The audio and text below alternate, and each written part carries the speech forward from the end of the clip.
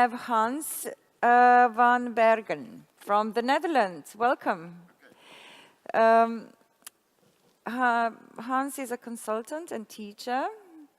He teaches in the Department of Applied Sciences in Utrecht, the Netherlands. That's correct.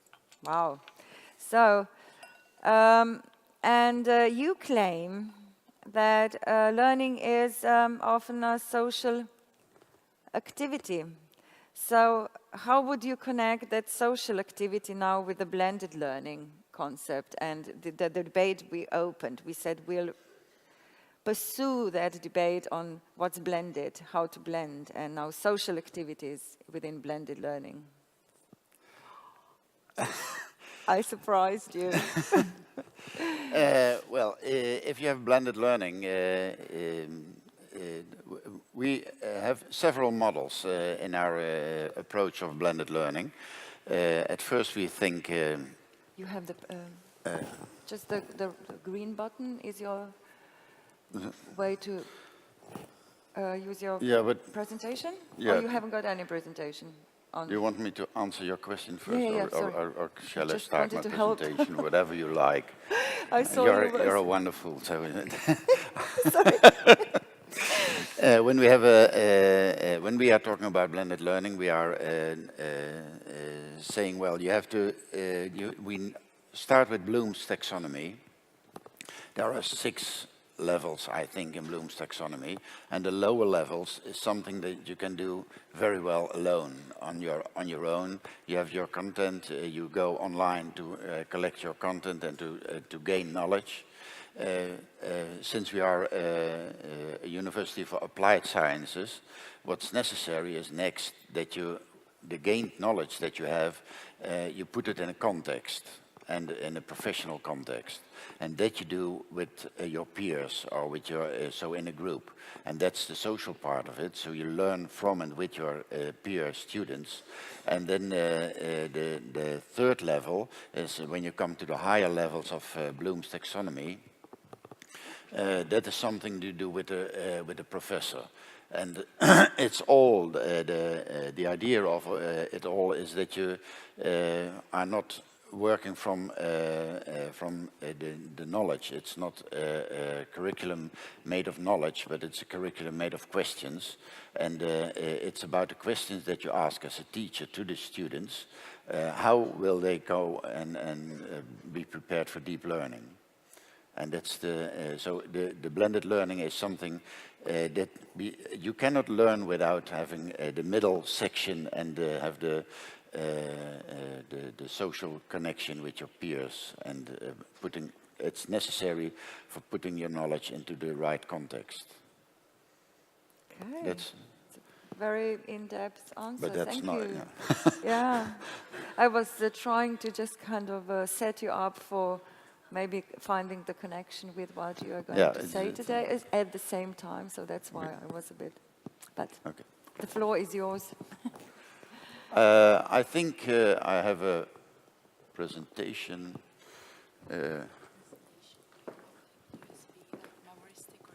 This is... Shall I come up with another question then? I thought I sent the presentation, but they will start it up soon. I will start anyway because I know it by heart. I know what's on the slides. I hope.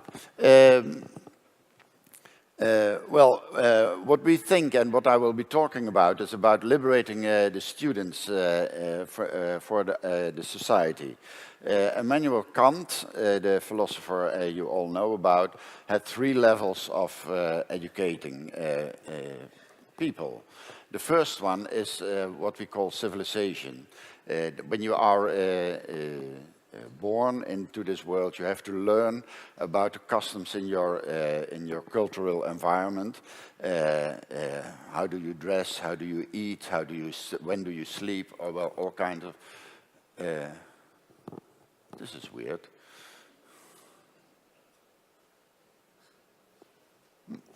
It's a bit mixed up. But it's the way it is. Will do. It's the words that count. Things you have to share with us. So we'll cope with whatever is on screen. No problem at all. Well, we have the first level is, as I told you, civilization. And that's how do you behave in society. It's very cultural, of course. It's very, it depends very much on how you, in where you live, and what cultures you are. But that's the first thing that you learn in life. And I don't, that's a wrong presentation. Or I see something different here from there. And it's, here it looks a lot better. Don't worry, they're experimenting. Okay, they're trying to help you out. So I'm sorry. Presentation 1 or 2. It's this presentation. It's the right one. Yeah. Well, after you have civilized in your society, the next step is to what we call the structuring. Thank you. I lost the word. Structuring your learning. You have to learn how to read, how to do math, how to use on geography, on biology, everything. You have to learn that.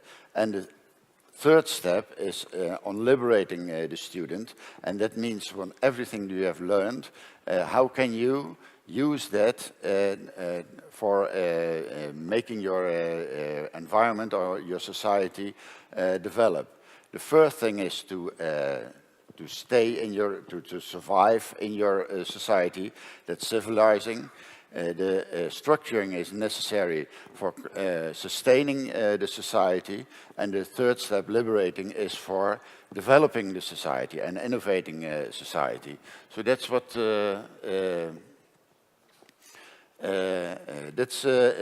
what's happening when you learn. And what's very important, we think in Utrecht, is that you go beyond the structuring. Many educational institutions, we are learning about the environment, we are learning all kinds of things, but we do not liberate the student so that he is, we do all kinds of tests and to check if he knows how to read and all the topics, but we do not challenge him to really liberate himself and to become a real student and a real learner in the world. I have no idea where I am in the presentation, but what's very important then is that you have a learning environment where you can be social active. And that social activity and that social behavior you need to learn. And it's important that you have a connection with your peers. What we now in Utrecht have changed is that the normal and the first thing that you do is when you start learning, you have a classroom and there are 20 other students as well, and they all and you learn together, and it's by coincidence who you are learning with. When we are working in our learning environment, communication is very important, so we think social behavior and the bonding is important, so that you can not only learn with people from your class, but students from all the university. And we want to go a step ahead and make that not only the students from your university, not only in the town, but from the whole world. So one of the things that we absolutely have to do, or had to do, is in our learning environment and a digital learning environment, incorporate social media so that you can really connect to everybody in the world and ask about the questions you have and to see how are you behaving elsewhere. So the quality of interaction and the level of social bonding is important when creating the learning environment. And that learning environment is not just a digital learning environment, but a learning environment in total, of course. So would you consider using Facebook as a blended way of learning or teaching and learning? So at the same well- time? Because some teachers do use, on the top of what they regularly do, also Facebook as an additional method. Like I know a Norway teacher at university who teaches languages. He uses Facebook as well. Just raising a question. Well, what we do is incorporate the social media into our courses. For instance, if you have a course on the environment, then you can make a hashtag to the Twitter account about the environment. Last year there was well, there is now a big meeting about, international meeting about the environment, and you can just put a hashtag in your course, and everything about what's written on Twitter about this, you can immediately see in your